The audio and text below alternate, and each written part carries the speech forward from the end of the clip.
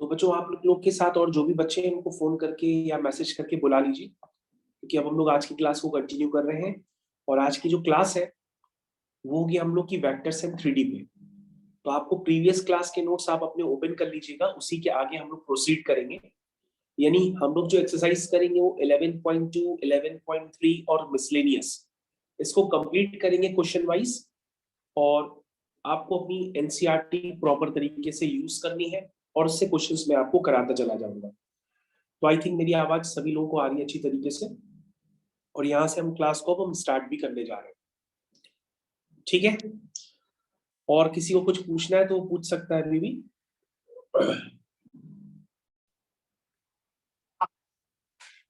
तो students, this is your lecture number 2, 3 dimensional geometry. तो इस 3 डायमेंशनल ज्योमेट्री के लेक्चर नंबर 2 से पहले मैं आपको आपके लेक्चर नंबर 1 के नोट्स दिखा देता हूँ। This is your notes of lecture number 1, जिसमें आपने सारे क्वेश्चन सीक्वेंस वाइज किए थे। क्वेश्चन नंबर 1, क्वेश्चन नंबर 2, इस तरह से सारे क्वेश्चन आपने 11.2 के सीक्वेंस वाइज किए थे। और अब हम लोग यहाँ से स्टार्ट करते हैं लेक्चर नंबर 2। तो ये बच्चों लेक्चर नंबर 2 हम लोग यहाँ से स्टार्ट करने जा रहे हैं। अब आपको प्रॉपरली बहुत ध्यान से देखना होगा। अब बच्चों यहाँ पर सबसे पहले प्लेन्स में करना क्या होता है, आपको एक स्टैंडर्ड पता होना चाहिए। That is equation of a plane, equation of plane passing through, equation of plane passing through 3 fix point. तो 3 फिक्स पॉइंट बच्चों आपके x1 y1 z1, x2 y2 z2 और x3 y3 z3। तो बच्चों सबसे पहले हम ये सीखना चाहते हैं कि 3 पॉइंट से पास करने वाले प्लेन की इक्वेशन को हम लोग किस तरह से जज करते हैं। उसके लिए बच्चों आपको पहले क्या करना होता है, एक स्टैंडर्ड जज करना होता है। स्टैंडर्ड बच्चों आपको ये जज करना होता है कि सबसे पहले आपको एक फिक्स पॉइंट से पास करने वाले प्लेन की इक्वेशन पता होनी चाहिए। तो एक पॉइंट से पास करने वाले प्लेन की इक्वेशन होती है बच्चों, वो मैं लिखने जा रहा हूं, लिखना स्टार्ट करिए। This is a times x minus x1 plus b times y minus y1 plus c times z minus z1 is equal to 0.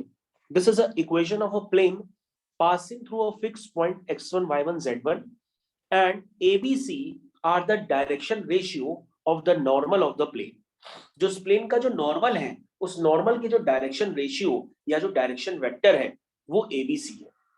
ठीक है, तो बच्चों यहां पर ये बात आपको टर्म्स जरूर क्लियर होने चाहिए कि ये जो एबीसी है वो इस प्लेन के नहीं होते हैं, वो इस प्लेन का जो नॉर्मल वेक्टर होता है उसके डायरेक्शन रेशियो होते हैं। ये बात आप कंसेप्ट क्लियर करके रखेंगे। तो बच्चों सबसे पहले ये स्टैंडर्ड आज की क्लास में ये पहला स्टैंडर्ड है जो मैंने आपको काफी देर तक समझाया है। अब हम लोग चलते हैं equation of a plane passing through a 3 fix point. तो बच्चों अगर हमें 3 फिक्स पॉइंट से पास करने वाले प्लेन की इक्वेशन लिखनी है, तो पहले मैंने एक फिक्स पॉइंट से पास करने वाले प्लेन की इक्वेशन लिखी है जो आपके सामने है। अब बच्चों हम लोग क्या करेंगे, हम लिखेंगे this plane passes through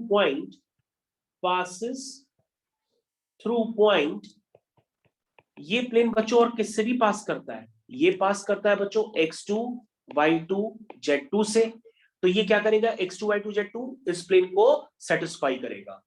Hence it satisfies the plane, it satisfies the equation of plane, the equation of plane। तो बच्चों ये x2 y2 z2 जब आप इस पे पास कराएंगे तो ये बन जाएगी equation a times x2 minus x1 plus b times y2 minus y1 plus c times z2 minus z1। This is your equation of a plane passing through a point x2 y2 z2। ठीक है, और बच्चों हम ये समझते हैं कि यही प्लेन हमारा किससे भी पास कर रहा है, यही प्लेन हमारा पास कर रहा है x3 y3 और z3 से। तो सिमिलरली आप क्या लिखेंगे, आप लिखेंगे कि the same plane is passes through the point x3 y3 z3। तो इसको आप लिखते हैं सिमिलरली करके। तो ये इक्वेशन बन जाएगी बच्चों कि the required plane is also passes through the point x3 y3 z3। तो इस रिक्वायर्ड प्लेन को हम x3 y3 z3 से पास कराएंगे। This is your required plane, जहां पे मैंने आपको एरो से इंडिकेट किया है। तो ये हो जाएगा बच्चों a times x3 minus x1 plus b times y3 minus y1 plus c times z3 minus z1। तो बच्चों अगर आपको ये इक्वेशन समझ में आ गई होगी, तो यहां पर आपने तीन इक्वेशंस का फॉर्मेशन किया है। This is your equation number 1, this is your equation number 2, this is your equation number 3। और अगर आप ध्यान से देखें, इन तीन इक्वेशन से जो बना हुआ डिटर्मिनेंट होगा, उसको आप इक्वल टू 0 जैसे ही करेंगे, तो आपके पास equation of a plane passes through 3 points निकल के आ जाएगी।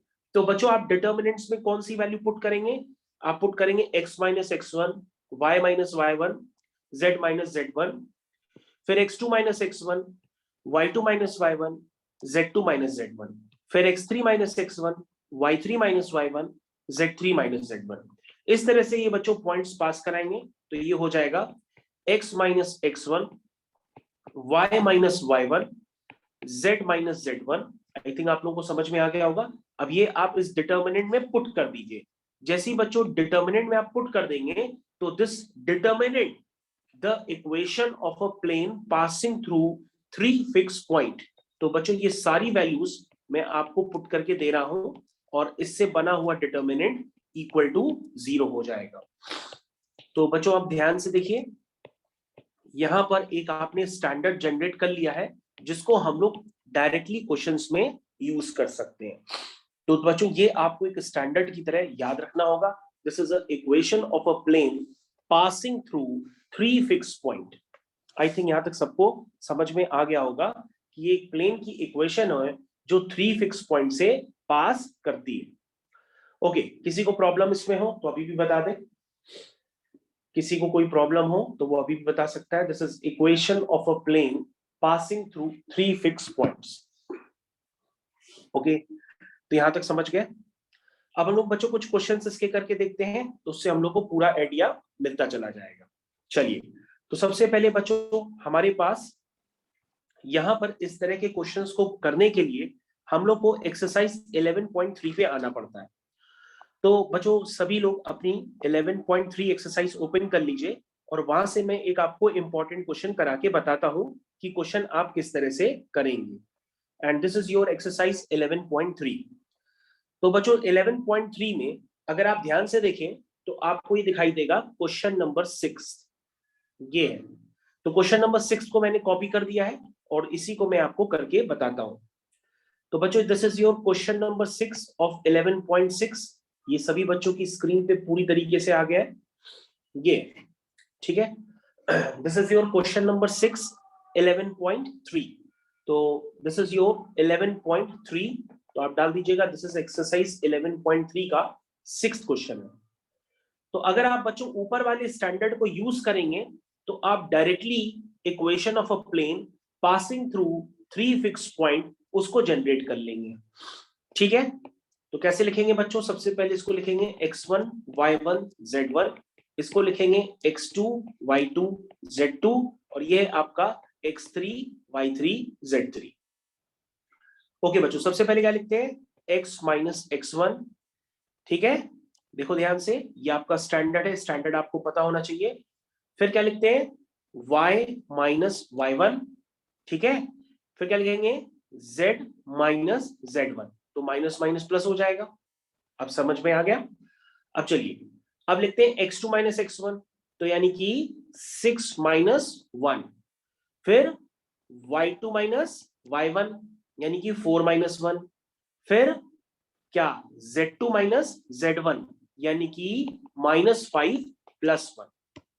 उस तरह से बच्चों हम लिखेंगे x3 माइनस x1, तो ये हो गया आपका x3 माइनस x1। फिर आएगा y3 माइनस y1, फिर आएगा z3 माइनस z1। तो बच्चों ये आपका एक डिटर्मिनेंट बनके प्रिपेयर हो जाएगा। इस डिटर्मिनेंट को जल्दी से सॉल्व करके हमको बता दीजिए कि आंसर क्या आ रहा है।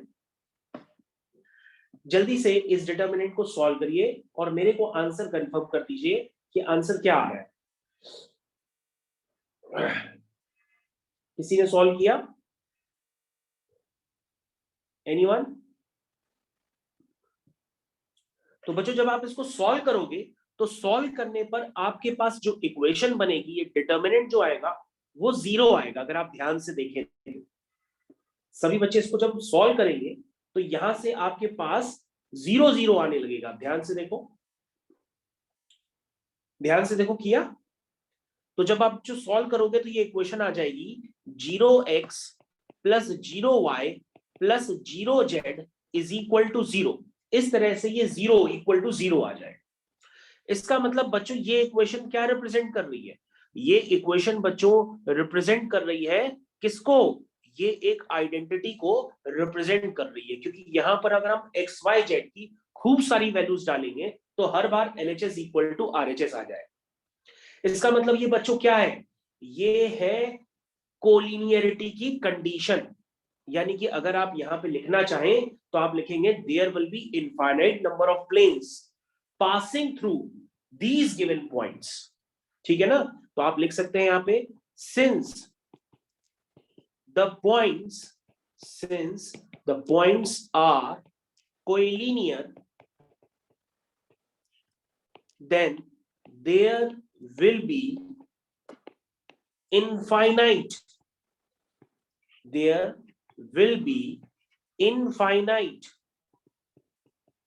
number of planes,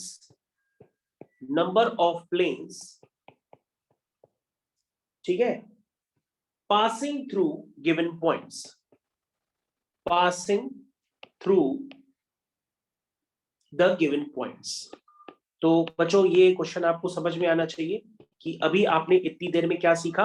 3 पॉइंट से पास करने वाले प्लेन की इक्वेशन, उसको जनरेट करने के लिए आपको ये डिटर्मिनेंट हमेशा के लिए याद रखना होगा।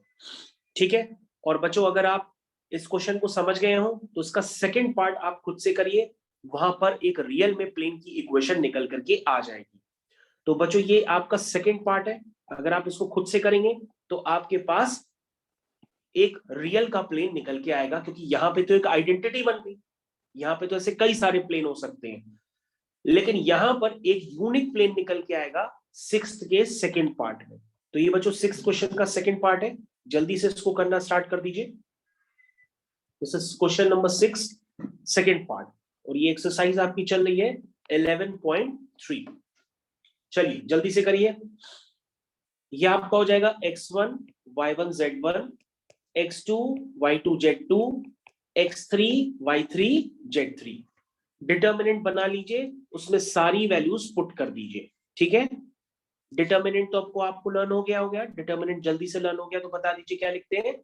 x minus x1 y minus y1 z minus z1 x2 minus x1 y2 minus y1 z2 minus z1। फिर लिखते हैं x3 minus x1 y3 minus y1 z3 minus z1। सो बच्चों सारी वैल्यूज आप पुट कर दीजिए तो आपके पास एक यूनिक प्लेन निकल करके आ जाए। जल्दी से कोई बच्चा कंफर्म कर दे वो यूनिक प्लेन की इक्वेशन क्या आ रही है। एनीवन?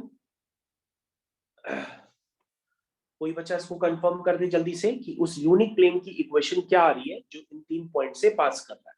तो बच्चों जब आप सॉल्व करोगे तो उस यूनिक प्लेन की इक्वेशन आएगी 2x plus 3y minus 3z minus 5 equal to 0। तो बच्चों ये इस क्वेश्चन का आंसर हो जाएगा। तो आई थिंक सभी बच्चों को ये समझ में आ गया। ठीक है? ओके, उसके बाद बच्चों नेक्स्ट कंसेप्ट पे हम लोग चलते हैं। अब आप इसको सॉल्व कर लीजिएगा। नेक्स्ट कंसेप्ट की तरफ हम लोग मूव करते हैं, और नेक्स्ट कंसेप्ट है बच्चों आपका intercept form of the plane. सब बच्चे यहाँ पे हेडिंग डालेंगे intercept form of the plane. तो प्लेन का इंटरसेप्ट फॉर्म जिसको हम डिस्कस करने जा रहे हैं। तो now write down the heading intercept form of the plane. तो बच्चों जिस तरह से आपने एक लाइन की इक्वेशन पढ़ी है इंटरसेप्ट फॉर्म में, x by A plus Y by B plus Z by C equal to 1, ये प्लेन में इक्वेशन हो जाती है। Intercept form of the plane का मतलब ये होता है कि इस प्लेन का एक एक्स एक्सिस इंटरसेप्ट होगा जो a यूनिट्स के बराबर होगा। इस प्लेन का एक y एक्सिस इंटरसेप्ट होगा जो कि b यूनिट के बराबर होगा। इस प्लेन का एक z एक्सेस इंटरसेप्ट होगा जो c यूनिट के बराबर होगा। तो बच्चों अगर हम इन 3 पॉइंट्स को ज्वाइन कर देंगे तो आपके पास एक प्लेन निकल करके आ जाएगा।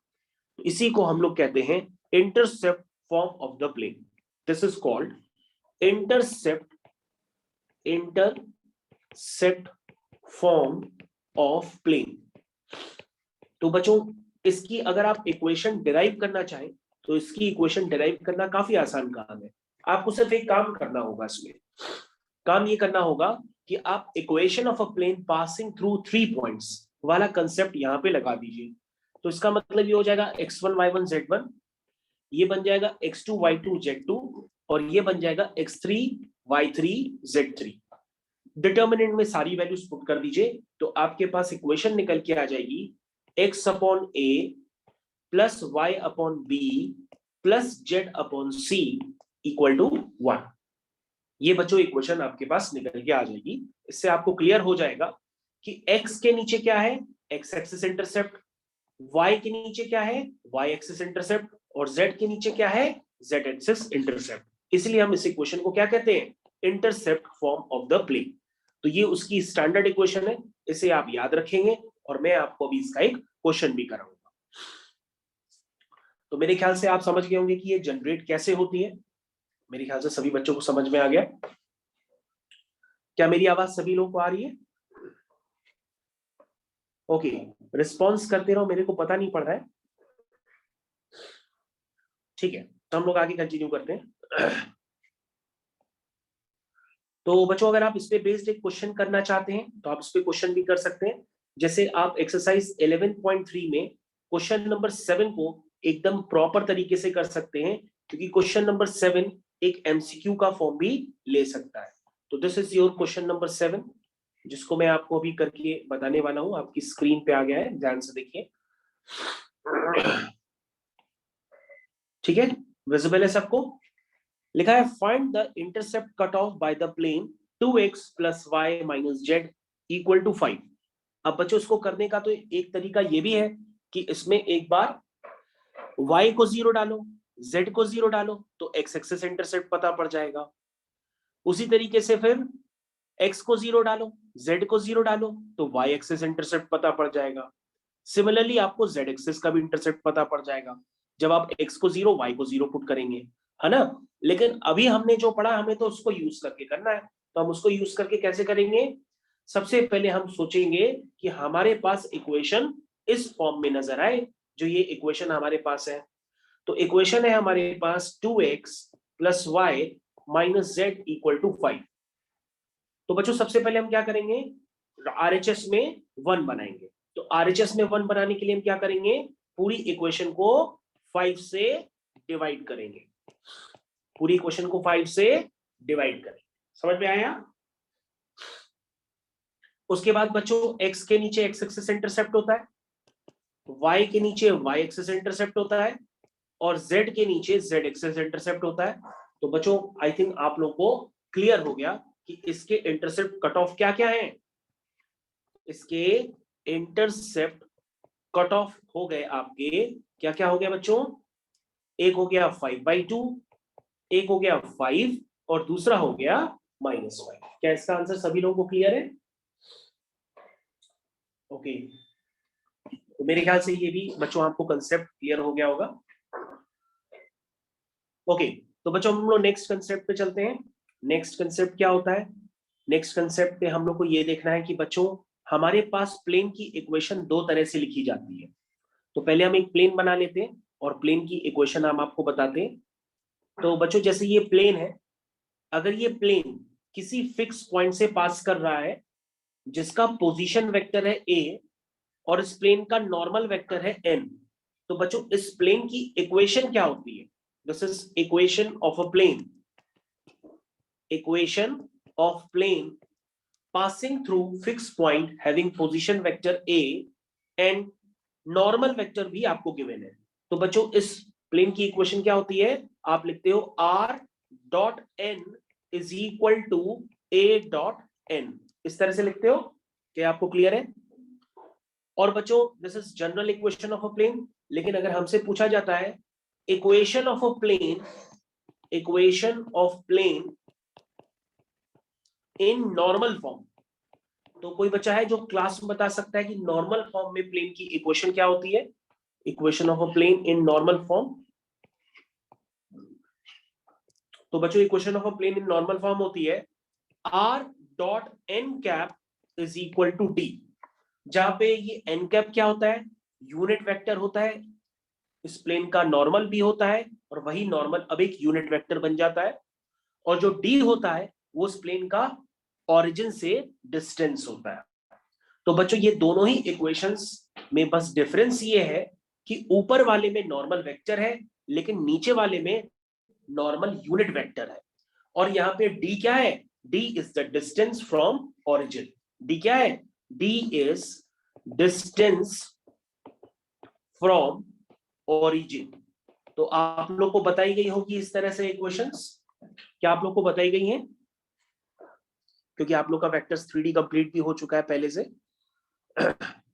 तो this is equation of a plane जब वो किसी फिक्स पॉइंट से पास कर रहा है और नॉर्मल वेक्टर गिवन है, और इक्वेशन ऑफ अ प्लेन जब उसकी ओरिजिन से डिस्टेंस गिवन है d और उस प्लेन का नॉर्मल यूनिट वेक्टर गिवन है, तो उस केस में प्लेन की इक्वेशन होती है r dot n cap is equal to d। This is the equation of a plane passing through fixed point. ठीक है, ये कौन से प्लेन की इक्वेशन है? ये एक फिक्स पॉइंट से पास करने वाले प्लेन की इक्वेशन है। वो फिक्स पॉइंट क्या है? वो है a। समझ गए? तो मेरे ख्याल से यहां तक सभी बच्चों को समझ में आ गया होगा। और आपने कभी अगर देखा नहीं है इसका डायग्राम वगैरह, तो आपके पास आपके नोट्स होंगे, उन नोट्स को फॉलो करिए, आपको डायग्राम मिल जाएगा 100%। ओके, तो अब हम लोग यहाँ पे आगे कंटिन्यू कर रहे हैं और कुछ और बातें भी आपको सिखाने जा रहे हैं। तो लेट्स स्टार्ट विद तो मेरे ख्याल से यहां तक के सारे कंसेप्ट सभी बच्चों को क्लियर है, किसी को कोई डाउट नहीं है। तो बच्चों एक क्वेश्चन 11.2 का रह गया था, वो बहुत ही इंपॉर्टेंट क्वेश्चन है, और वो क्वेश्चन है क्वेश्चन नंबर 12। तो उसको हम लोग कंप्लीट कर लेते हैं। This is your question number 12। तो ये बच्चों क्वेश्चन नंबर 12 है, इसे हम लोग को कंप्लीट करना है, कर लेते हैं हम लोग। This is 11.2। तो बच्चों ये 11.2 एक्सरसाइज का, एक्सरसाइज 11.2 का क्वेश्चन है। इसका जल्दी से सॉल्यूशन निकालिए और मेरे को कंफर्म करिए क्या आएगा। तो क्वेश्चन है बच्चों यहाँ पर, find the values of p so that the lines are at right angles. तो बच्चों इस क्वेश्चन में सबसे पहले आपको ये करना होता है कि ये जो लाइंस गिवन है, उन लाइंस को सबसे पहले आप स्टैंडर्ड फॉर्म में लिखेंगे, तो ही क्वेश्चन आपका कंप्लीट माना जाएगा। ठीक है, तो लाइन को सबसे पहले स्टैंडर्ड फॉर्म में लिखना होता है। कैसे लिखेंगे? इसमें से आप माइनस कॉमन लेंगे तो ये x-1 हो जाएगा, इसमें से 7 कॉमन लेंगे तो ये y-2 हो जाएगा, है ना? इसमें से कुछ नहीं करेंगे क्योंकि ये पहले से ही स्टैंडर्ड फॉर्म में। तो यानी कि बच्चों इक्वेशन हो जाएगी x-1 upon -3 y-2 upon 2p/7 और z-3 अपॉन 2। यानी बच्चों इस प्लेन के जो डायरेक्शन रेशियोज है वो किसके प्रोपोर्शनल है? -3, 2p/7, 2 के। उसी तरीके से बच्चों आपके पास एक दूसरी लाइन गिवन है। दूसरी लाइन क्या गिवन है? वो गिवन है 7 - 7x upon 3p is equal to y-5 upon 1 is equal to 6 - z upon 5। ठीक है, तो बच्चों हम यहां से क्या करेंगे? यहां से भी हम लाइन को स्टैंडर्ड फॉर्म में लिखेंगे, इसमें से कॉमन ले लेंगे, तो ये क्वेश्चन आपको इस तरह से नजर आने लगेगी अपॉन 3p। लाइन का स्टैंडर्ड फॉर्म जिन बच्चों को नहीं पता है मैं रिवाइज करा देता हूं। This is x - x1 upon a is equal to y - y1 upon b is equal to z - z1 upon c। तो बच्चों ये देखो मैंने उसी फॉर्म में इस लाइन को लिख लिया। तो क्वेश्चन करने से पहले हर बार एक लाइन को स्टैंडर्ड फॉर्म में लिखना होता है, और इस लाइन के जो डायरेक्शन रेशियोज हैं वो किसके प्रोपोर्शनल है? -3p/7, 1, -5 के। तो बच्चों हमारे पास क्या करना है, हम लोग उस क्वेश्चन में p की वैल्यू निकालनी है सच दैट ये दोनों लाइंस आपस में क्या होंगी, परपेंडिकुलर होंगी। ठीक है, याद आ गया बच्चों कंसेप्ट किस तरह से करते हैं। तो बच्चों जल्दी से हमको बता दो कि p की वैल्यू क्या निकल के आएगी सच दैट ये दोनों लाइंस आपस में क्या हो जाए, परपेंडिकुलर हो जाए। तो what is the value of p, anyone कोई बता सकता है? p की वैल्यू क्या निकल के आएगी? तो बच्चों हम यहाँ पे इनके डायरेक्शन रेशियोज का प्रोडक्ट इक्वल टू 0 करने वाले हैं। तो छोटी सी जगह बची, हम वहीं पे लिख देते हैं। तो let's start with -3 into -3p/7 ऐसे लिखेंगे, plus 2p/7 into 1 plus 2 into -5 equal to 0, ऐसा कुछ लिखेंगे। और लिखने के बाद यहां से बच्चों आपके पास p की वैल्यू निकल के आएगी। कोई बच्चा है जो p की वैल्यू कंफर्म करा दे? तो p की वैल्यू निकल के आने वाली है, the value of p is 70/11। तो बच्चों इस क्वेश्चन का जो आंसर है, the answer is 70/11। This is your answer, मैंने बॉक्स में डाला है अभी। तो ये बच्चों इस क्वेश्चन का आंसर है कि p की वैल्यू होगी 70/11। आप रिव्यू कर लीजिए एक बार फिर से क्वेश्चन, कोई डाउट हो तो दोबारा पूछ लीजिए। आई थिंक किसी को डाउट नहीं होना चाहिए। ठीक है, किसी को कोई डाउट नहीं, आगे कंटिन्यू करें। ओके, किसी को कोई डाउट नहीं, हम आगे कंटिन्यू कर सकते हैं। ओके, तो बच्चों हम लोग क्या करते हैं, अपनी एनसीईआरटी पे वापस आ जाते हैं और एनसीईआरटी को 11.3 से वापस कंटिन्यूएशन में लेते हैं। तो this is your exercise 11.3। again we come on exercise 11.3। this is your exercise 11.3। तो इसका अब हम लोग फर्स्ट क्वेश्चन करते हैं बच्चों। जरा फर्स्ट क्वेश्चन सभी बच्चे पढ़ेंगे कि फर्स्ट क्वेश्चन को हम लोग करना स्टार्ट कर रहे हैं। This is your first question of exercise 11.3। तो ये बच्चों 11.3 का फर्स्ट क्वेश्चन जिसको अब हम लोग करना स्टार्ट कर रहे हैं। पढ़ लेते हैं पहले क्या लिखा है। इसमें लिखा है in each of the following cases determine the direction cosine of the normal to the plane and the distance from the origin. तो बच्चों आपको क्या निकालना है, direction cosine of the normal to the plane and distance from the origin. इसका मतलब बच्चों question पढ़ करके हमें पूरा अंदाजा लग गया है कि यहां पर प्लेन का नॉर्मल फॉर्म ही यूज होगा। क्योंकि प्लेन का नॉर्मल फॉर्म क्या होता है, प्लेन का नॉर्मल फॉर्म की इक्वेशन जस्ट मैंने अभी आपको बताई थी, वो होती है r.n is equal to D, यही होता है ना। तो बच्चों ये n वेक्टर क्या होता है, अब ये n वेक्टर आपका यूनिट वेक्टर बन गया है। तो ये तो नॉर्मल तो होता ही है, साथ में ये यूनिट वेक्टर भी होता है। और अगर ये यूनिट वेक्टर हो गया तो ये किसका काम करेगा, ये डायरेक्शन कोसाइन का काम करेगा। क्योंकि डायरेक्शन कोसाइंस के मैग्नीट्यूड क्या होता है, 1 होता है। ठीक है, और डी क्या हो जाता है, ओरिजिन से डिस्टेंस हो जाती है। तो बच्चों पहला क्वेश्चन आपका क्या है, पहला क्वेश्चन अगर हम ध्यान देते हैं तो पहले क्वेश्चन में लिखा है z इक्वल टू 2। तो सर इसको अगर आप कंप्लीट करेंगे तो ये बनेगा 0x plus 0y plus 1z is equal to 2। तो अगर आप उसको पूरी तरीके से प्लेन की इक्वेशन के फॉर्म में लिखेंगे तो इक्वेशन आपको इस तरह से नजर आएगी। यानी इस प्लेन के नॉर्मल के जो डायरेक्शन रेशियो यानी कि जो dr है वो किसके प्रोपोर्शनल है, वो 0,0,1 के प्रोपोर्शनल। ठीक है, कई बात समझ में आई। लेकिन ये डायरेक्शन रेशियो है और डायरेक्शन रेशियो से अगर आप डायरेक्शन कोसाइन में कन्वर्ट करते हैं तो आप क्या करते हैं, आप इसके मैग्नीट्यूड जो डायरेक्शन रेशियो होता है जिसको बेसिकली हम लोग बी वेक्टर भी कहते हैं, जिसे 0i plus 0j plus 1k।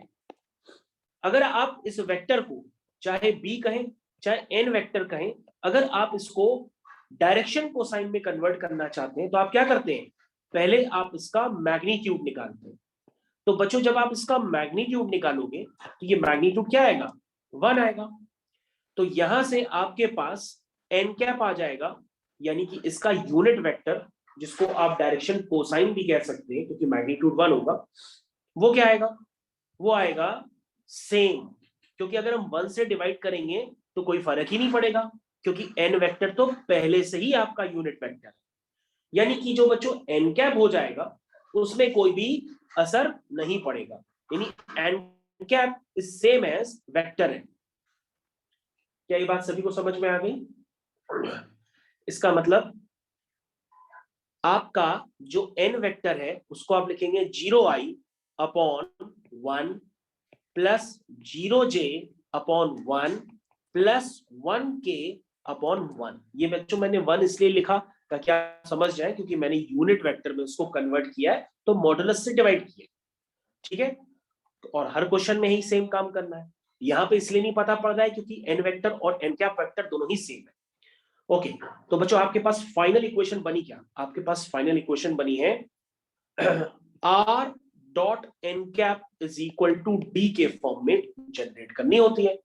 तो आर डॉट तो हो गया आर डॉट, और एन कैप क्या हो गया बच्चों, वो हो गया 0i plus 0j plus 1k, ये एन कैप हो गया, is equal to D. D की जगह बच्चों क्या लिखा हुआ है, 2 लिखा हुआ है। तो उसका मतलब आपको इस क्वेश्चन का जवाब मिल गया कि इस प्लेन की ओरिजिन से दूरी क्या है, 2 है, और डायरेक्शन कोसाइन किसके प्रोपोर्शनल है, 0,0,1 के। तो आप लिख सकते हैं कि डायरेक्शन कोसाइन क्या है, वो है आपके 0,0,1, और डिस्टेंस फ्रॉम ओरिजिन वो क्या है आपकी 2 यूनिट्स है। तो मेरी बात सभी बच्चों को समझ में आ गई होगी, फिर भी आप इसको फॉलो अप करिए, और अगर समझ में नहीं आया तो आप बी पार्ट करके एक बार फिर से चेक कर लीजिए। मैं आपको बी पार्ट भी करके जस्ट अभी आपको बताता हूं। तो बच्चों बी पार्ट अगर आप ध्यान से देखें तो बी पार्ट में लिखा है x plus Y plus Z is equal to 1। तो तुम लोग कहोगे सर बी पार्ट तो कर लेंगे कि x plus Y plus Z is equal to 1। तो सबसे पहले हम क्या करेंगे, अगर हम इस प्लेन को जनरल फॉर्म में लिखते हैं, यानी इस प्लेन का वेक्टर फॉर्म गिवन है, अगर हम इसको कार्टेशियन फॉर्म में लिखते हैं तो ये कार्टेशियन फॉर्म में कैसे बनेगा, लिखा हुआ है। वेक्टर फॉर्म में कैसे लिखेंगे, r dot I cap plus J cap plus के कैप इज इक्वल टू 1। तो बच्चों ये वाला फॉर्म किसको रिप्रेजेंट कर रहा है, ये फॉर्म रिप्रेजेंट कर रहा है r dot n is equal to a dot n, ये उसी को तो रिप्रेजेंट कर रहा है। ये आपका n वेक्टर है और ये आपका a डॉट n है। लेकिन हमें इसको किसमें कन्वर्ट करना है, हमें इसको कन्वर्ट करना है r dot n cap is equal to d form. तभी आप डिस्टेंस फ्रॉम ओरिजिन बता सकते हैं और डायरेक्शन कोसाइन बता सकते हैं। तो क्या करोगे, तुम कहोगे सर अगर इसको यूनिट वेक्टर में कन्वर्ट करना है तो हम इसके मॉडुलस से डिवाइड कर देंगे, ठीक है। यानी कि अगर आप इसको लिखते हैं तो इसका मॉडुलस क्या होगा, कहोगे सर इसका मॉडुलस है √3। तो हम क्या करेंगे, दोनों तरफ हम इसमें √3 से डिवाइड कर देंगे। तो बच्चों दोनों तरफ जब आप √3 से डिवाइड करेंगे तो ये इक्वेशन कुछ इस फॉर्म में बन जाएगी। और बच्चों ये बन जाएगा आपका r dot n cap is equal to 1/√3, जिसको हम लोग d भी कह सकते हैं। तो बच्चों आपके क्या निकल आए, आपके डायरेक्शन कोसाइन भी निकल आए और डिस्टेंस ऑफ फ्रॉम ओरिजिन भी आ गया। तो डायरेक्शन कोसाइन बच्चों क्या है, 1/√3 1/√3 और डिस्टेंस फ्रॉम ओरिजिन क्या है, डिस्टेंस फ्रॉम ओरिजिन है 1/√3। कितनी है, 1/√3। क्या अब कुछ क्लियर हुआ किस तरह से करते हैं? देखो इस क्वेश्चन में देखो मैंने किस तरह से डायरेक्शन कोसाइंस निकाले और डिस्टेंस फ्रॉम ओरिजिन निकाला। तो ये कंसेप्ट आप लोगों को क्लियर होना चाहिए मेरे ख्याल से, सभी को समझ में आना चाहिए। और बच्चों अभी भी समझ में नहीं आया तो अगर आप करना चाहें तो क्वेश्चन नंबर सी भी कर सकते हैं। ये जो क्वेश्चन नंबर सी आपके पास गिवन है, सी पार्ट भी आप इसका कर सकते हैं। तो सी पार्ट क्या दिया है, 2x + 3y - z = 5। इसको कर लेते हैं। This is 2x + 3y - z = 5। ये बच्चों आपका सी पार्ट, ठीक है। देखिए कैसे करते हैं। सबसे पहले इसको करने के लिए क्या करेंगे, आप लिखेंगे 2x + 3y - z = 5। ये जो इक्वेशन है आप इसको वेक्टर फॉर्म में सोचिए तो ये होगा 2i cap + 3j cap - k cap = 5। ठीक, तो ये बच्चों कौन सा फॉर्म हो गया, r.n = a.n वाला फॉर्म हो गया। लेकिन हमें किसमें कन्वर्ट करना है, r.n कैप में। तो बच्चों उसको यूनिट वेक्टर बनाने के लिए हम दोनों तरफ क्या करेंगे, इसके मॉडुलस से डिवाइड करके इस वाले पार्ट को यूनिट वेक्टर में कन्वर्ट कर लेते हैं। तो बच्चों इसका मॉडुलस क्या है बच्चों, इसका मॉडुलस आएगा √2² + 3² + 1², यानी कि √40। यानी आपका प्रॉपर वर्किंग होगी यहाँ पे 2i cap + 3j cap - k cap divided by √40। यहाँ पे भी √14 आ जाएगा और आपका फॉर्म बन जाएगा r.n कैप = t। तो मेरे कहने का मतलब यह है कि आपने डायरेक्शन कोसाइन निकाल लिए। तो डायरेक्शन कोसाइंस आपके क्या है, डायरेक्शन कोसाइन से आपके 2/√14, 3/√14 -1/√14। और डायरेक्शन रेशियोज क्या है आपके, डायरेक्शन रेशियोज हैं आपके ये तो डायरेक्शन कोसाइन, डायरेक्शन रेशियोज वैसे पूछा नहीं गया है, आपसे पूछा गया डिस्टेंस फ्रॉम ओरिजिन। तो डिस्टेंस फ्रॉम ओरिजिन है 5/√14, 5/√14। ठीक है, क्या सबको समझ में आ गया? अब तो पहला पार्ट सभी लोगों को क्लियर हो गया होगा किस तरह से क्वेश्चन को कन्वर्ट करना है। चलिए, सबको समझ में आ गया? ओके, सबको समझ में आ गया तो हम लोग नेक्स्ट क्वेश्चन की तरफ चलते हैं। नेक्स्ट क्वेश्चन क्या है बच्चों, लिखा है find the vector equation of a plane which is at a distance of 7 unit from the origin and normal to a vector this. ठीक है, तो बच्चों अगर ओरिजिन से डिस्टेंस दी गई है 7 यूनिट, नॉर्मल वेक्टर गिवन है, तो आप प्लेन की इक्वेशन तो लिख ही सकते हो, है ना। कैसे लिखोगे इस प्लेन की इक्वेशन, ये तो अभी ऊपर वाले क्वेश्चन जैसा हो गया। जल्दी से करो कॉपी में और मेरे को कंफर्म करो इसका आंसर। चलिए करिए इस क्वेश्चन को कॉपी में। तो तुम कहोगे सर अगर ओरिजिन से डिस्टेंस दी है तो हम इस वाले फॉर्म को फॉलो करेंगे। बिल्कुल, normal form of a plane. तो सर यहाँ पे n वेक्टर दिया है, n वेक्टर क्या है 3i 5j -6k। तो सर हम सबसे पहले इसका मॉडुलस निकाल लेते हैं। तो उसका मॉडुलस क्या आएगा, √3² + 5² + 6², यानी कि √70। चेक कर लो, √70 आएगा। यानी कि अब आप क्या लिख सकते हैं equation, this is r.n cap. तो n कैप क्या हो जाएगा, आपने क्या किया, इसको कन्वर्ट कर लिया यूनिट वेक्टर में। ठीक है, तो यूनिट वेक्टर में कन्वर्ट करने के लिए इसी के मॉडुलस से डिवाइड कर लिया। और हमें ओरिजिन से डिस्टेंस पहले से गिवन है, वो है आपकी 7 यूनिट। दैट मींस क्वेश्चन आपका फिनिश, क्वेश्चन फिनिश। तो क्वेश्चन आपका हो जाएगा r डॉट, ध्यान से देखिए, समझ में आ गया सबको? क्वेश्चन तो फिनिश हो गया। क्वेश्चन में इक्वेशन पूछी गई थी, इक्वेशन हमने निकाल ली है और कुछ पूछा भी नहीं गया। This is your answer. तो मेरे ख्याल से सभी बच्चों को आ गया, क्वेश्चन काफी इजी था।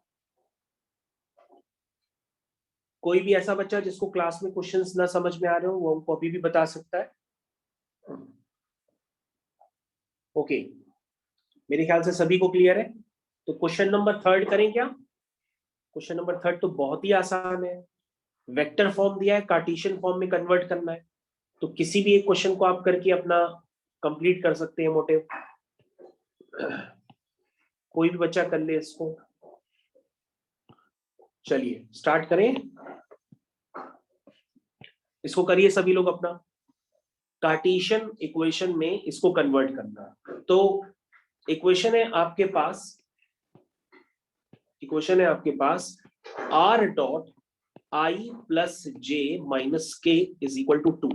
तो हम r की जगह बच्चों क्या डालते हैं, r की जगह डालते हैं एक्स आई कैप प्लस वाई जे कैप प्लस जेड के कैप, इस तरह से ये पुट कर देते हैं और फिर डॉट प्रोडक्ट लेते हैं। तो डॉट प्रोडक्ट लेने पर आपकी जो वेक्टर इक्वेशन है वो बन जाती है कार्टेशियन इक्वेशन के फॉर्म में। देखो बन गई, जिसको आप लिखेंगे x plus Y minus Z minus 2 is equal to 0। तो बच्चों ये आपका फाइनल आंसर हो गया। किसी को डाउट हो तो वो अभी भी पूछ सकता है। इसी तरीके से आप सारे पार्ट कर सकते हैं। तो थर्ड क्वेश्चन सभी लोगों को समझ में आ गया होगा। एनीवन, किसी को ना समझ में आया हो अभी भी पूछ सकता है। ओके, सबको समझ में आ गया। क्वेश्चन 3 के बाद चलते हैं क्वेश्चन नंबर 4 की तरफ। तो बच्चों ये है आपका question number 4। This is your question number 4। उसका कोई भी एक पार्ट कर लेते हैं। तो ये है बच्चों आपका क्वेश्चन नंबर 4। क्या लिखा है, in the following cases find the coordinates of the foot of perpendicular drawn from the origin. तो तुम कहोगे सर कभी भी फुट ऑफ परपेंडिकुलर की बात होती है जो ओरिजिन से डाला जाता है, तो उसके लिए हमें कुछ नहीं करना पड़ता। सबसे पहले हमें प्लेन को उस फॉर्म में लिखना पड़ता है जिस फॉर्म में हम उसको जानते हैं। तो लिखना स्टार्ट करिए बच्चों जल्दी से।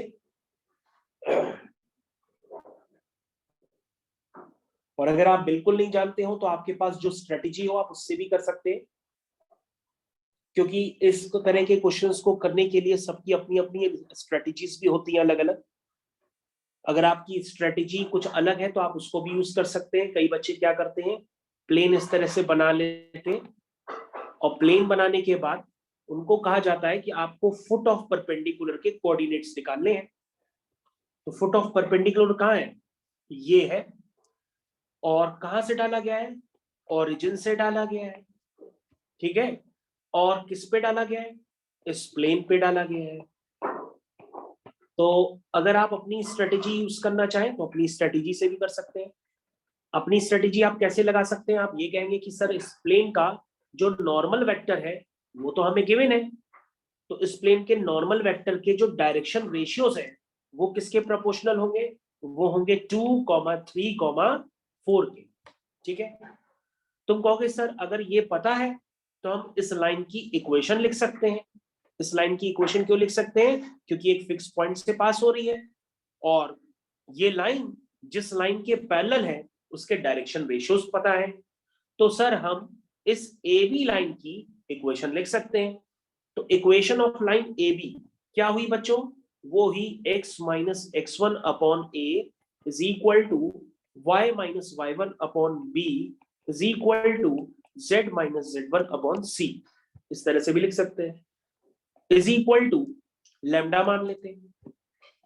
लैम्डा क्यों मान लिया, क्योंकि अब हम इस लाइन पे एक जनरल पॉइंट लिखना चाहते हैं जिसके कोऑर्डिनेट होंगे बी पे, और बी ही हमें निकालना है, वो फुट ऑफ परपेंडिकुलर है। तो बच्चों हमें क्या करना होगा, हम इस वाले पॉइंट को इसके इक्वल करेंगे, फिर इस वाले पॉइंट को लैम्डा के इक्वल करेंगे, इस वाले पॉइंट को लैम्डा के इक्वल करेंगे। तो हमारे पास यहाँ पे एक्स वाई जेड आ जाएगा इन टर्म्स ऑफ लैम्डा। तो बी के कोऑर्डिनेट बच्चों क्या है, वो है 2 लैम्डा, 3 लैम्डा और 4 लैम्डा, ठीक है। और बच्चों बी कहाँ लाई करता है, बी लाई करता है प्लेन पे। तो बी क्या करेगा, इस प्लेन को सेटिस्फाई करेगा। तो बच्चों जब सेटिस्फाई करेगा तो इक्वेशन बनेगी 2 into 2 lambda plus 3 into 3 lambda plus 4 into 4 lambda minus 12 is equal to 0। कोई बच्चा है यहां से लैम्डा बता दे। ये बच्चों 4 हो गया और ये हो गया 9।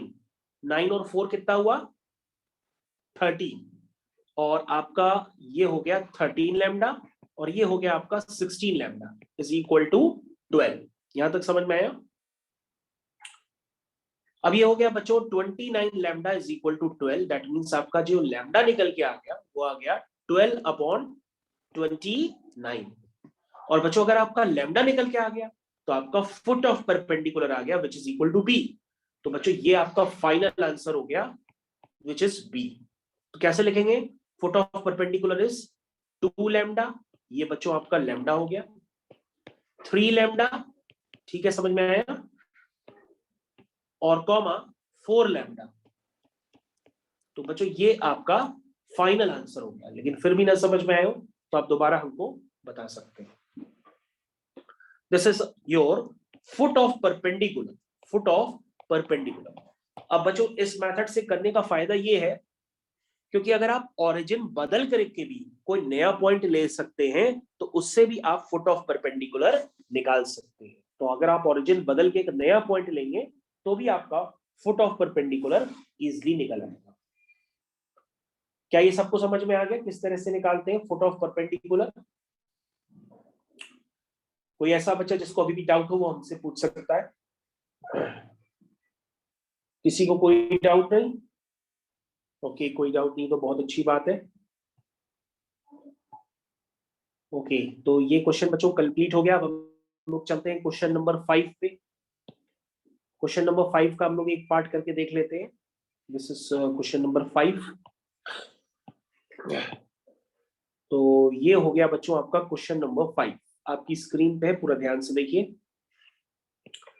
लिखा है find the vector and Cartesian equation of a planes that passes through the point 1, 0, -2 and normal to a plane is this। क्या लिखा हुआ है बच्चों? आपको एक वेक्टर इक्वेशन भी निकालनी है, कार्टेशियन इक्वेशन भी निकालनी है, और ये प्लेन एक फिक्स पॉइंट से पास कर रहा है। बच्चों मैंने बताया था कि कोई प्लेन फिक्स पॉइंट से पास करता है तो उसके पोजीशन वेक्टर को हम लोग ए से रिप्रेजेंट करते हैं, और इस प्लेन का नॉर्मल भी गिवन है। तो आप कहोगे सर यहाँ पे तो सब कुछ आ गया, नॉर्मल भी पहले से गिवन है, यानी कि एन वेक्टर भी पहले से आपके पास गिवन है, और फिक्स पॉइंट भी पता है। एन वेक्टर है बच्चों आई कैप प्लस जे कैप माइनस के कैप, और ए पॉइंट भी आपको पता है 1, 0, -2। तो बच्चों मैंने तो इक्वेशन ऑफ प्लेन आपको बताई थी, क्या होती है? वो होती है R dot N is equal to A dot N, बताई थी। तो R dot N, N vector बच्चों क्या है? एन वेक्टर है आई प्लस जे प्लस के। ए वेक्टर क्या है? This is I plus 0j -2k dot N. N vector क्या है? एन वेक्टर इज अगेन, इसमें स्पेस कम हो गई है तो यहाँ पे इसको मैं थोड़ा सा नीचे लिख देता हूं डॉट लेकर के। यहाँ पे डॉट होगा किसके साथ? एन के साथ। This is I plus J plus के, इस तरह से होगी। अब बच्चों डॉट प्रोडक्ट तो सभी लोग जानते हैं, तो आपकी प्लेन की इक्वेशन आ गई। तो ये कौन सी इक्वेशन हो गई? ये वेक्टर इक्वेशन। तो बच्चों 1 × 1 1 होगा, फिर 0 × j 0 हो जाएगा, और ये हो जाएगा -2। तो ये ओवरऑल कितना आ गया? -1 आ गया। अभी भी किसी को डाउट? किसी बच्चे को अभी भी कोई डाउट हो तो वो हमसे आराम से पूछ सकता है, अभी भी मैं उसको बता दूंगा। ठीक है, किसी को कोई डाउट नहीं है अभी भी? अभी भी चेक कर लो बच्चों, किसी को कोई डाउट हो। ये हो जाएगा R dot I plus J plus के, ठीक है, इज इक्वल टू -1। ये बच्चों आपकी इक्वेशन हो जाएगी। तो हमने कौन सा स्टैंडर्ड यूज किया? R dot N is equal to A dot N. Okay बच्चों, यहां पर एक बार चेक कर लेना, यहां पर -2 लिखा हुआ है और वहां पे -k लिखा हुआ है, तो आप इसको -k लिख लेना। तो this is your -k, and ये बन जाएगा फिर +2, और ये हो जाएगा 3। तो बच्चों ये आपकी हो गई, आपकी कौन सी इक्वेशन? ये होगी आपकी वेक्टर इक्वेशन। कार्टेशियन इक्वेशन आप लिख सकते हो x plus Y plus Z -3 is equal to this, ठीक है। तो मेरे ख्याल से आपको वेक्टर इक्वेशन भी आ गई और कार्टेशियन इक्वेशन भी आ गई, ठीक है। तो बच्चों ये दोनों आंसर मैंने आपको निकाल के दे दिए। तो आपको कंसेप्ट कौन सा यूज करना था उस पर फोकस कर लीजिए। कंसेप्ट है आपका R dot N is equal to A dot. तो जितने भी बच्चे बैठे हैं क्लास में सबको समझ में आना चाहिए। अभी भी किसी को ना आया हो तो बता सकते हैं। संदर्भ बेटा तुम क्लास में हो आज? पता नहीं पड़ रहा है। संदर्भ कौन कौन है आज क्लास में? वनीशा? Yes sir. अच्छा, हो क्लास में। अच्छा, तुम लोग कुछ बोल नहीं रहे हो, सिर्फ चुपचाप बैठ के देख रहे हो। ओके, अर्णव भी है, अर्णव ने हैंड रेज किया है।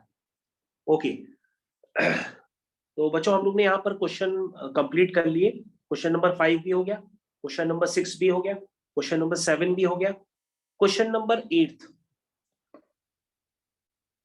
क्वेश्चन नंबर 8 एग्जाम में आया था, तो ये ज्यादातर बच्चों का गलती था। तो आप एक बार ट्राई करके देखिए, शायद आपसे भी ना हो। ऐसा लगता है कि सब इजी इजी चल रहा है, लेकिन आप ट्राई करके देखो, क्वेश्चन नंबर 8 हो सकता है आपसे भी ना हो। ट्राई करके देखिए क्वेश्चन नंबर 8 सभी लोग। इसमें लिखा है find the equation of a plane with intercept 3 on y axis. ठीक है, intercept 3 on y axis and parallel to ZOX plane. Parallel to ZOX plane. अब देखें कितने लोग इसका आंसर बता पा रहे हैं।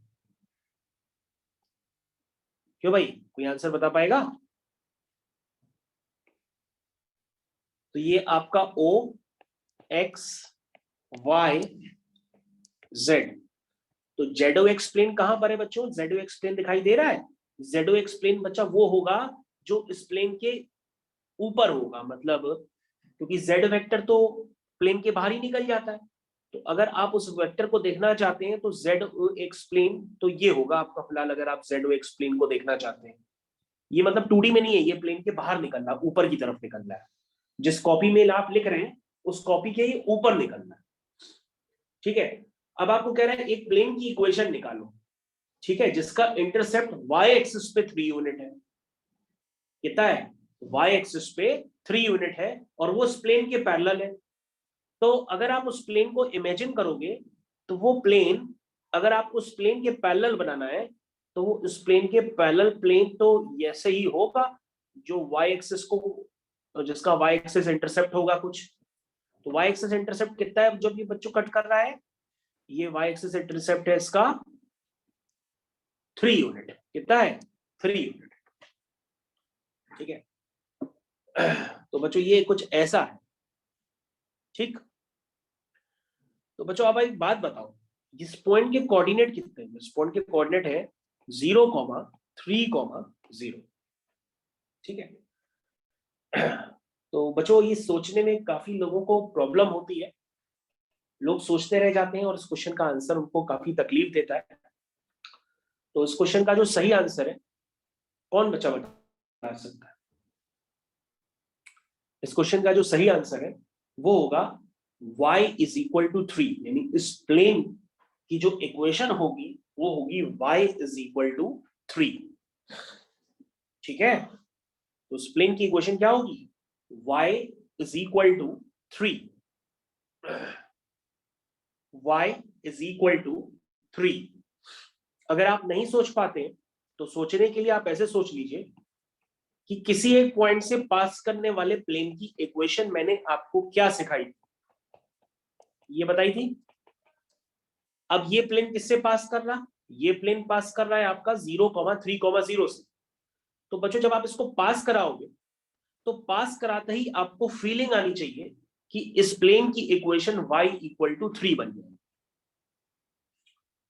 और अगर आप नहीं फीलिंग ले पाते तो आपके पास फिर एक ही तरीका है बच्चों कि आप क्वेश्चंस को 2D की तरीके से सोचिए, तो ऑटोमेटिक आपको वो समझ में आने लगेगा। ठीक है, तो काफी सारे बच्चे इस क्वेश्चन का आंसर सोच नहीं पाते। अभी भी किसी को सोचने में प्रॉब्लम हो तो बताएं, क्योंकि आपको तो इससे काफी हायर लेवल पे पढ़ाया गया है। तो equation of the required plane is y equal to 3। और अगर आपको मैं एक फीलिंग दिलाऊं तो मैं आपको एक फीलिंग दिलाता हूं जितने भी बच्चे क्लास में हैं, ताकि आपका फ्यूचर में गलत ना हो। बच्चे एक बात बताओ, जब आप 2D में पढ़ते थे तो लेट्स से हम एक 2D बना लेते हैं। तो 2D में इस लाइन की इक्वेशन क्या होती थी या इस लाइन की इक्वेशन क्या होती थी? तो लेट्स से हम इसको एज्यूम कर लेते हैं कि ये पॉइंट है 3,0 और ये पॉइंट है 0,3। तो बच्चों अगर हम इस लाइन की इक्वेशन लिखते थे तो ये लाइन y एक्सिस के पैरेलल होती थी, तो उसमें आप लिखते थे x इक्वल टू 3। तो पैरेलल किसके हैं? y एक्सिस के। तो y आया क्या? नहीं आया ना। इस लाइन की इक्वेशन x एक्सिस के पैरेलल है, तो x एक्सिस के पैरेलल होगी तो इसकी इक्वेशन हो जाएगी y इक्वल टू 3। अब बच्चों वैसे ही देखो, ये वाला जो आपका प्लेन है जिसको मैं मार्क कर रहा हूं, ये वाला प्लेन किसके पैरेलल है? ये वाला प्लेन है पैरेलल इस वाले प्लेन के पैरेलल। तो इस प्लेन का नाम क्या है? ZOX plane. यानी इसमें क्या क्या होगा? कहोगे सर इसमें z कोऑर्डिनेट होगा और x कोऑर्डिनेट भी होगा इस प्लेन में। यानी z और x कोऑर्डिनेट तो आ गए ना। यानी अगर आप किसी प्लेन की इक्वेशन इसी z और x के पैरेलल अगर आप लिखना चाहते हो तो उसमें z और x कोऑर्डिनेट तो नहीं आएंगे ना, क्योंकि अगर आप इस वाली लाइन की इक्वेशन लिखते थे तो इस वाली लाइन की इक्वेशन जो y एक्सिस के पैरेलल होती थी तो क्या उसमें y आता था क्या? क्योंकि सर उसमें y नहीं आता था, वो तो x इक्वल टू 3 होती थी। तो उसी तरीके से ये वाला जो प्लेन है अगर आप इसकी इक्वेशन लिखना चाहोगे तो उसमें क्या z और x आएगा क्या? नहीं आएगा, क्योंकि ये तो z और x के पैरेलल हो गया ना। जिसके भी पैरेलल होते हैं उसके कोऑर्डिनेट्स तो आते ही नहीं है। समझ गए? तो ये क्या हो जाएगा? y is equal to 3। कितने लोगों को समझ में आया? समझ में आया? Okay anyone? चलिए, तो मेरे ख्याल से सबको समझ में आ गया क्वेश्चन नंबर 8। क्वेश्चन नंबर 8 सबको समझ में आ गया, ठीक है। क्वेश्चन नंबर 8 के बाद बढ़ते हैं। क्वेश्चन नंबर 8 के बाद है क्वेश्चन नंबर 9। सभी लोग क्वेश्चन नंबर 9 को करना स्टार्ट करें। क्वेश्चन नंबर 9 हर बच्चा अपनी कॉपी में करेगा।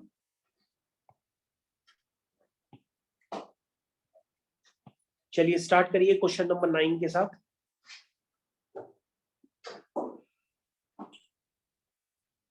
हाँ भाई, क्वेश्चन नंबर 9 करना स्टार्ट करिए।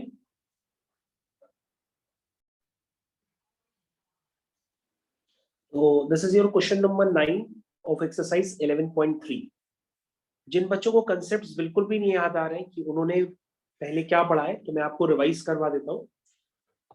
बच्चों ऐसा सोचने की कोशिश करिए सबसे पहले कि जैसे अगर आपके पास एक लाइन होती है L1 इक्वल टू 0, दूसरी लाइन होती है L2 इक्वल टू 0, तो क्या आपको ये प्रोसेस याद नहीं है कि दो लाइंस के इंटरसेक्शन पॉइंट से पास होने वाली हजारों लाइंस होती है? वो लाइन ये भी हो सकती है, ये भी हो सकती है, ये भी हो सकती है, ये भी हो सकती है।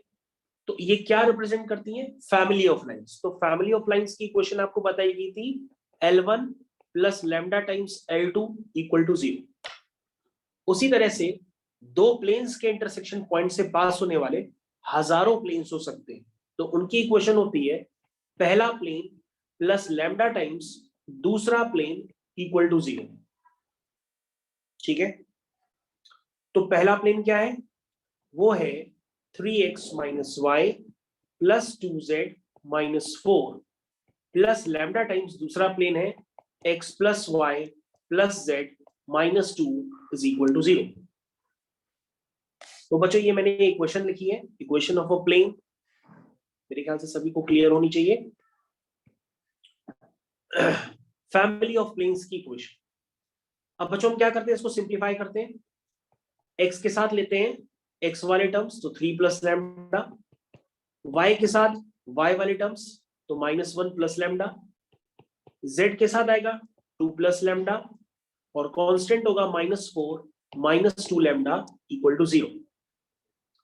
फिर बच्चों हमें यहाँ पर ये भी गिवन है कि ये जो प्लेन है ये पास करता है 2,2,1 से, तो 2,2,1 इस प्लेन को क्या करेगा? सेटिस्फाई करेगा। तो हम क्या करेंगे, इसमें x की जगह 2 पुट कर देंगे, y की जगह भी 2 पुट कर देंगे और z की जगह हम 1 पुट कर देंगे। -4 -2 लैम्डा इक्वल टू 0। अब बच्चों जल्दी से हमको बताओ यहां से लैम्डा क्या निकल के आएगा? कोई बचा है जो कर रहा है क्वेश्चन को? लैम्डा बता सकता है? इतनी देर में लैम्डा किसी ने तो जरूर निकाला होगा। अर्नब निकाला है?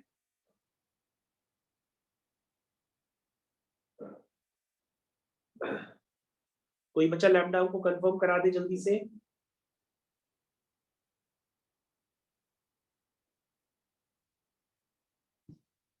कौशिकी निकाला बेटा lambda? Kaushiki, Vanisha, Tanya, Sandarbh? No sir. अच्छा, तो लैम्डा बेटा निकालो। ओके, जो मैंने यहां से अब सॉल्व किया है तो लैम्डा की वैल्यू यहां से आ रही है -2/3। ठीक है, और अगर आपका लैम्डा आ जाएगा, लैम्डा आ जाएगा तो आपके पास वो प्लेन हो जाएगा जो इन दोनों के इंटरसेक्शन पॉइंट से पास होने वाला प्लेन है। तो इन दोनों के इंटरसेक्शन पॉइंट से पास होने वाला प्लेन क्या था? ये था। तो इस प्लेन में आप क्या पुट करेंगे? लैम्डा पुट कर देंगे, तो आपके पास वो एक स्पेसिफाइड प्लेन आ जाएगा जो इन दो प्लेन्स के P1 और P2 के इंटरसेक्शन पॉइंट से पास हो रहा हो। ठीक है, तो आपकी रिक्वायर्ड इक्वेशन बन जाएगी 3x - y + 2z - 4। लैम्डा की वैल्यू है -2/3 x + y + z - 2 = 0। अब इसको सिंप्लीफाई कर दो 3 वगैरह मल्टीप्लाई करके, तो देखो क्या आ रहा है। इसको 3 वगैरह मल्टीप्लाई करके जरा सिंप्लीफाई कर दो, देखो क्या आ रहा है।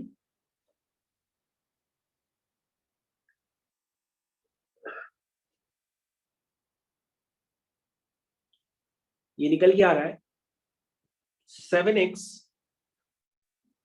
3 3 9 9 - 2 7 -5y + 4z - 8 = 0।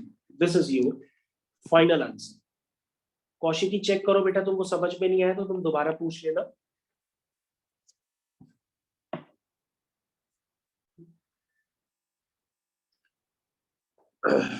सभी लोग अपना सॉल्यूशन एक बार चेक कर लें, अगर किसी को ना समझ में आया तो पूछ ले।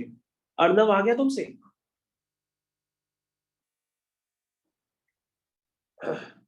Okay,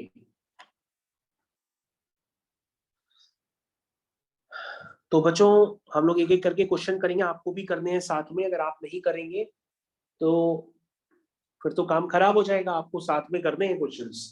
this is your question number 9। अगर अभी भी नहीं आया हो तो हमको बता दो, मैं इसको समझा दूंगा। तो हम लोग क्या आगे कंटिन्यू करें कि अभी भी इस क्वेश्चन पे रुकना है?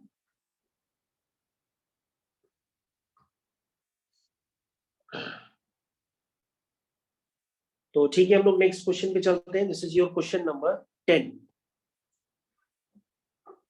तो क्वेश्चन नंबर 10 बच्चों बिल्कुल सेम है क्वेश्चन नंबर 9 की तरह। तो क्वेश्चन नंबर 10 को हम लोग नहीं करते, हम लोग क्या करते हैं, इसके बाद वाला कर लेते हैं।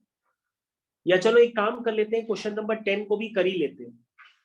क्वेश्चन नंबर 10 को भी कर ही लेते हैं, और क्वेश्चन नंबर 10 को करने के लिए हम आपको टाइम दे रहे हैं। अब आप कोशिश करके करिए उसको। This is your question number 10। तो आपके पास टाइम है, आप इसको करिए।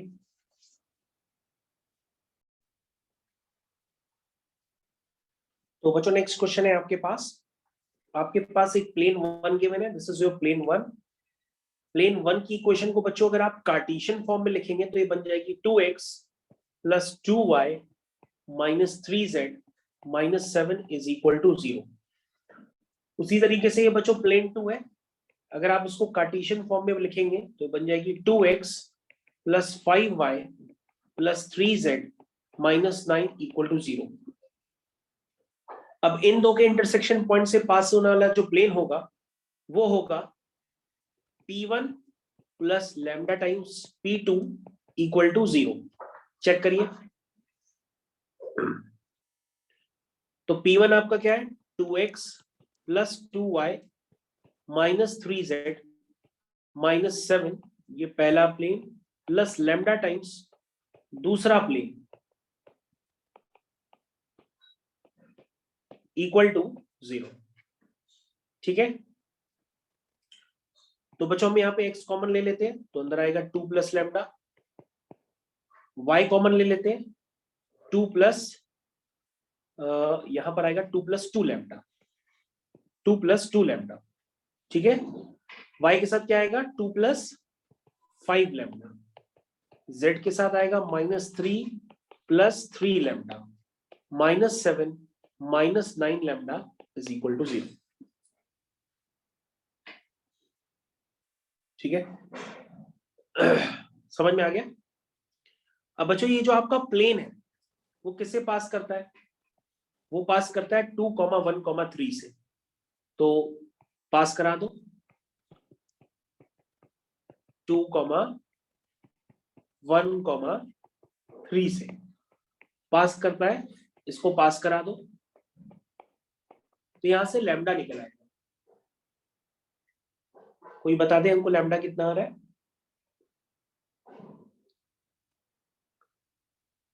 तो किसी का लैम्डा आया,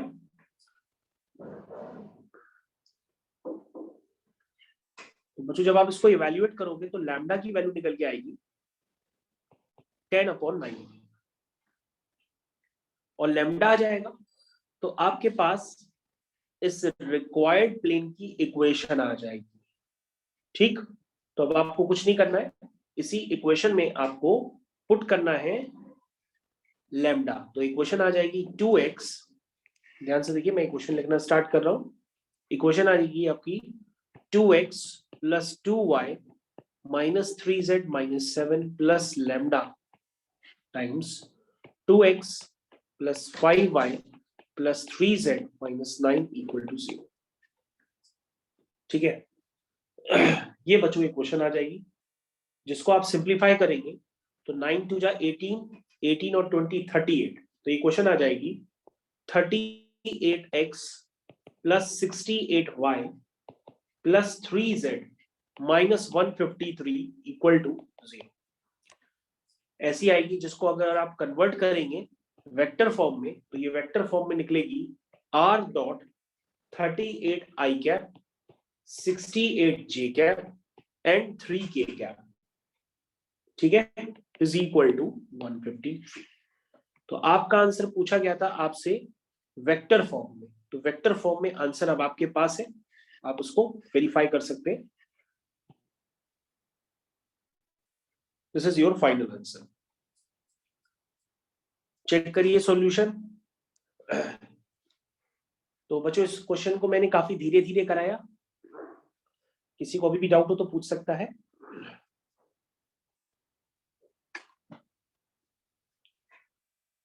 ओके, कोई डाउट नहीं।